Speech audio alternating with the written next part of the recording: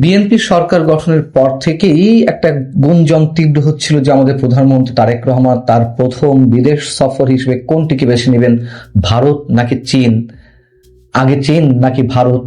একটা পর্যায়ে তোমরা দেখলাম যে তিনি চীন সফরে গেলেন মালয়েশিয়া সফরের মাধ্যমে, এবং চীন সফরের পরে যেটি জানা যাচ্ছিল চলতি মাসে তিনি ভারত সফরে যাবেন। কূটনৈতিক জায়গা থেকে হয়তো তিনি সঠিক অবস্থানে ছিলেন, কিন্তু এখন এসে যেটি জানা যাচ্ছে, শোনা যাচ্ছে, কোন কোন গণমাধ্যম জানাচ্ছে যে তার ভারত সফর আপাতত স্থগিত করা হয়েছে। তিনি ভারত সফরে না গিয়ে ভারত সফরের বিষয়টি স্থগিত করা হয়ে থাকে, তাহলে আসলে এর পেছনের উদ্দেশ্যগুলো কি, পেছনের কারণগুলো কি, আর আমরা ধরে নেব কিনা ভারত বাংলাদেশের মধ্যে সম্পর্কে যে তিক্ততা এই মুহূর্তে অবস্থান করছে সেটি আরো তীব্রতায় পৌঁছাচ্ছে কিনা। আমার দেশ নামে একটি পত্রিকা আছে, অনেকেই জানেন। সেই পত্রিকা বলছে অভ্যন্তরীণ রাজনীতি, জাতীয় স্বার্থ সর্বোপরি ভূ রাজনীতির নতুন সমীকরণ সামনে রেখে আপাতত ভারত সফরে যাচ্ছেন না প্রধানমন্ত্রী তারেক রহমান।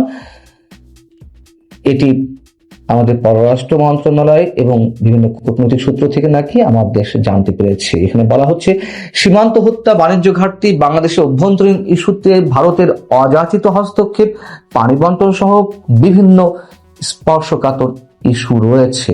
এ কারণেই প্রধানমন্ত্রীর ভারত সফর একদিকে যেমন গুরুত্বপূর্ণ, অন্যদিকে রাজনৈতিকভাবে স্পর্শকাতর এবং চ্যালেঞ্জিং।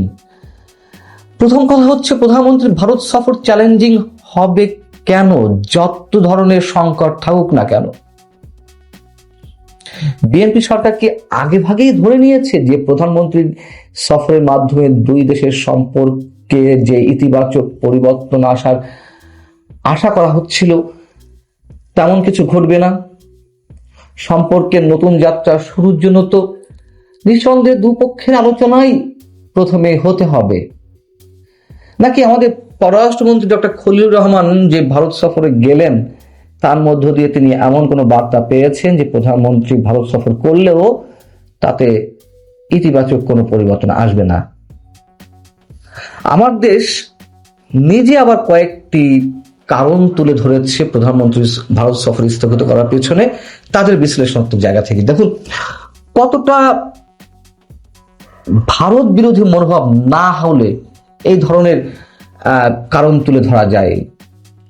কূটনৈতিক যেই মানদণ্ডগুলো রয়েছে দুটি রাষ্ট্রের সম্পর্ক উন্নয়নের ক্ষেত্রে, এগুলো কোনো বাধা হতে পারে কিনা। তারা বলছে, প্রধানমন্ত্রীর চীন সফর নিয়ে দিল্লির বিরূপ মনোভাব প্রকাশ পেয়েছে। প্রধানমন্ত্রী চীন সফর নিয়ে বাংলাদেশ বিরোধী প্রোপাগান্ডা চালানো হয়েছে। রয়টার্সকে দেওয়া সাক্ষাৎকারে দেশে ফেরার ঘোষণায় শেখ হাসিনাকে দিয়ে তারেক রহমান সরকারকে চাপে ফেলতে চাইছে দিল্লি। 5 নম্বর হচ্ছে, সবশেষ মানবতা বিরোধী অপরাধের দণ্ডিত শেখ হাসিনাকে মাঠে নামিয়ে আবার বাংলাদেশকে অস্থিতিশীল করতে চাইছে দিল্লি। 6 নম্বরে বলছে, ডিসেম্বরের শেষ হচ্ছে বহুল আলোচিত গঙ্গার পানি বন্টন চুক্তি, নতুন চুক্তি না হওয়া পর্যন্ত চুক্তিটি বহাল রাখতে ঢাকার পক্ষ থেকে দিল্লিতে যে অনুরোধ পাঠানো হয়েছে তাতে এখনো পর্যন্ত কোনো সাড়া দেয়নি, এবং প্রধানমন্ত্রী একজন উপদেষ্টাকে দিল্লিতে বিমানবন্দরে হেনস্থা করা হয়েছে। আমি আমার ক্ষুদ্র জ্ঞানের জায়গা থেকে একটা প্রশ্ন করি, এগুলোর কোনোটাই কি আমাদের প্রধানমন্ত্রী ভারত সফরের ক্ষেত্রে বাধা হয়ে দাঁড়াতে পারে? এগুলোর কোনোটি কি কূটনৈতিক ব্যাখ্যার মধ্যে পড়ে?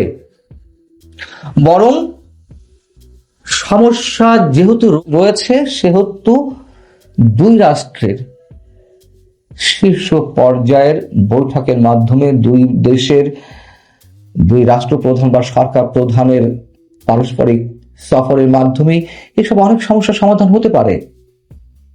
এভাবেই হয়ে আসছে, শুধু ভারত বাংলাদেশ নয়, পৃথিবীর যে প্রান্তে পারস্পরিক স্বার্থ সংশ্লিষ্ট দুই রাষ্ট্রের মধ্যে অনেক ধরনের সমস্যা থাকে, তাদের স্বার্থের জায়গা থেকে এইভাবেই সমস্যাগুলোর উত্তরণ ঘটাতে হয়। এগুলো বুঝতে খুব বেশি পড়াশোনার প্রয়োজন হয় না। হ্যাঁ, যে কারণগুলো উল্লেখ করা হয়েছে এর মধ্যে আমার দেশ পত্রিকাটির বিবেচনায় এর মধ্যে আমি মনে করি পুশ ইনের ঘটনা ছাড়া অন্য বিষয়গুলো নিশ্চয় ততটা গুরুত্বের সঙ্গে ভারতকে শত্রু ভাবার কোনো কারণ নেই। পুশ ইনের মাধ্যমে অবশ্যই ভারত একটা অস্থিরতা সৃষ্টির পথ তৈরি করছিল তাদের অবচেতন ভাবে অথবা সচেতন ভাবে। ধরুন, মংলা বন্দরের উন্নয়ন কাজের জন্য চীনের সাথে বোঝাপড়া হয়েছে। এই মংলা বন্দরের কাজ তো ভারতকে দেওয়া হয়েছিল। তিস্তা প্রকল্পে চীনের যুক্ত হওয়ার বিষয়টিও মোটামুটি একটা চূড়ান্ত পথে।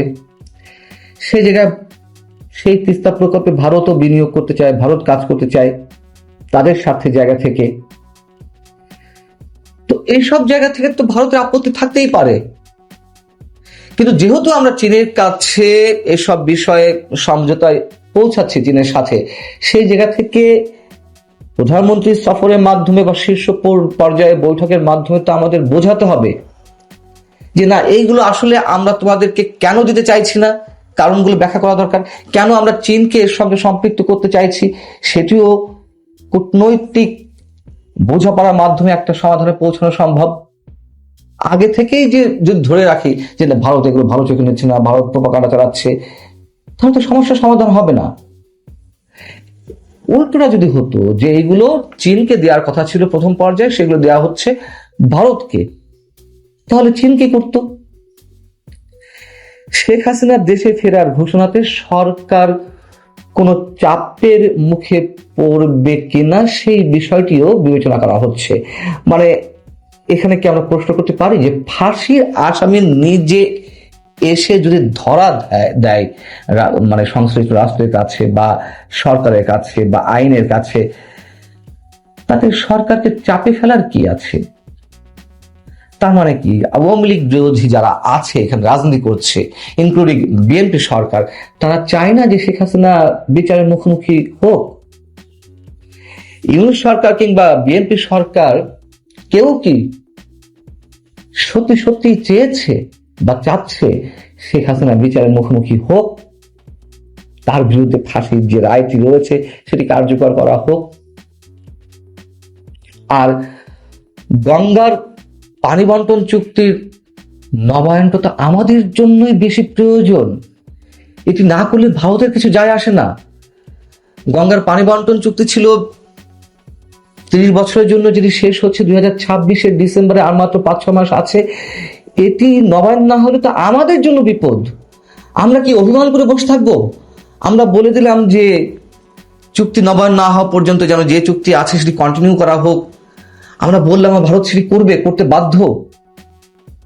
এটা কোন ব্যাখ্যায় পড়ে?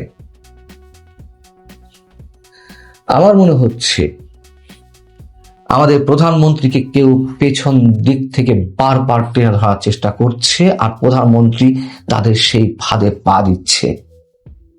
এখন আপনারা কি বলবেন? আমারও একটি এজেন্ডা আছে। আমি কেন ভারত সফরে যাওয়ার জন্য প্রধানমন্ত্রীকে প্রধানমন্ত্রী যে স্থগিত করেছেন ভারত সফরের বিষয়টি কেন করলেন, যাওয়া উচিত, তার মানে আমি ভারতের এজেন্ডা বাস্তবায়ন করছি বলতে পারেন। কিন্তু এটিতে চরম বাস্তবতা যে যেই রাষ্ট্রটি আমাদের প্রতিবেশী রাষ্ট্র, যে রাষ্ট্রের সঙ্গে আমাদের 4000-এরও বেশি কিলোমিটার দৈর্ঘ্যের সীমান্ত রয়েছে, আমাদের দেশকে 3 দিক থেকে ঘিরে আছে, তার সাথে তো আমাদের সম্পর্ক অবশ্যই রাখতে হবে।